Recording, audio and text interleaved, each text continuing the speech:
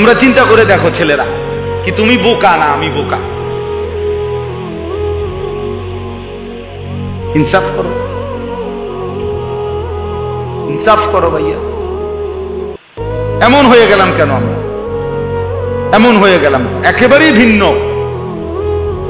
চিন্তা, ফিকির, চুল, চেহারা, লেবাস, পোশাক, পরিকল্পনা, চলাফেরা, পছন্দ অপছন্দের ক্ষেত্রে এত ভিন্ন হয়ে গেলাম কেন? বাবার সাথে সন্তানের মিল নাই, মায়ের বোরকার লগে মেয়ের বোরকার মিল নাই, হ্যাঁ, ইমাম সাহেবের সাথে মুসল্লিদের মিল নাই, এত ভিন্ন হয়ে গেলাম।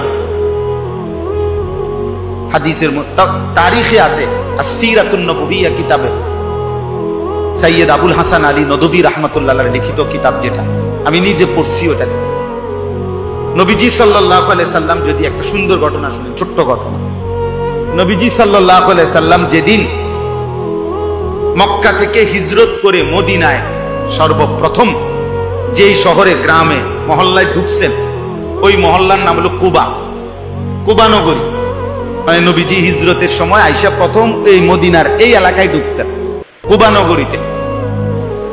তো যখন ঢুকছেন তখন নবীজি সাল্লাল্লাহু আলাইহি সাল্লামকে অভ্যর্থনা জানানোর জন্য মদিনার অসংখ্য নারী, পুরুষ, জওয়ান, বুড়া, বাচ্চা সবাই আসছে।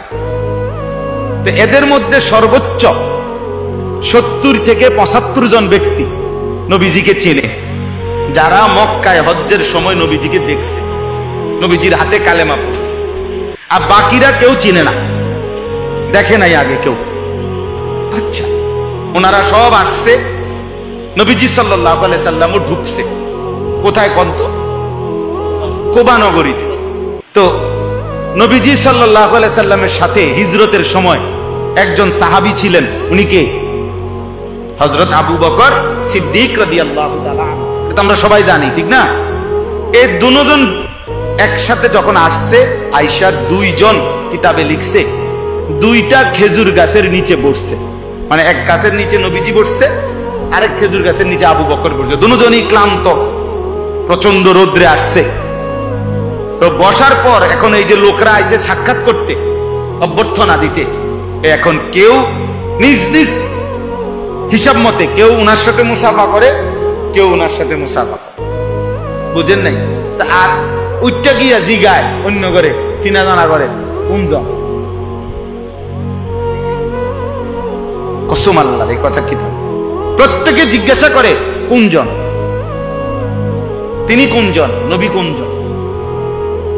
তো তখন আবু বকর সিদ্দিক রাদিয়াল্লাহু তাআলা আনহু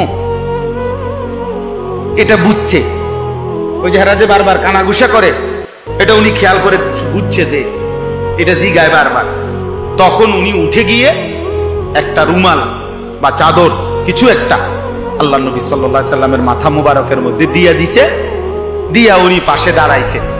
এইবার সবাই বুঝছে ইনি মুহাম্মদ রাসূলুল্লাহ। তাহলে এর আগে বুঝতেছিল না কে মুহাম্মদ, কে আবু বকর। এই পরিমাণ সাদৃশ্য ছিল, অনুসরণ, অনুকরণ এভাবে করছে। আজ আমরা এটাও বুঝি না, আমরা ভালোবাসি একরকম, অনুসরণ করি ভিন্ন রকম। আমরা বিড়ি মুখে ভালোবাসি, আমরা দাড়িবিহীন চেহারায় নবীকে ভীষণ ভালোবাসি। আমরা মিসওয়াক ছাড়া নবীকে খুব ভালোবাসি, আমরা দস্তরখান ছাড়া নবীকে খুব ভালোবাসি। আমাদের স্ত্রী বেপর্দা, আমরা নবীকে খুব ভালোবাসি। আমাদের ঘরে প্রতিদিন রঙিন টেলিভিশনে নাচ গান চলে, আমরা নবীকে খুব ভালোবাসি। আমরা সুদের টাকাও নেই, কিস্তির টাকাও নেই, আমরা নবীকে খুব ভালোবাসি। আমাদের ছেলে 1 ওয়াক্ত নামাজ পড়ে না, আমরা রাসূলকে ভালোবাসি। আমাদের ঘরের বিবি বাচ্চা ফজরের নামাজ কেউ পড়ে না, আমরা নবীকেই ভালোবাসি। আহা, এত বড় জুলুম, এত বড় মিথ্যা দাবি পৃথিবীতে আর কারো ব্যাপারে হইছে কিনা সন্দেহ আছে, সন্দেহ আছে। ইনসাফের সাথে দেখেন, ইনসাফের সাথে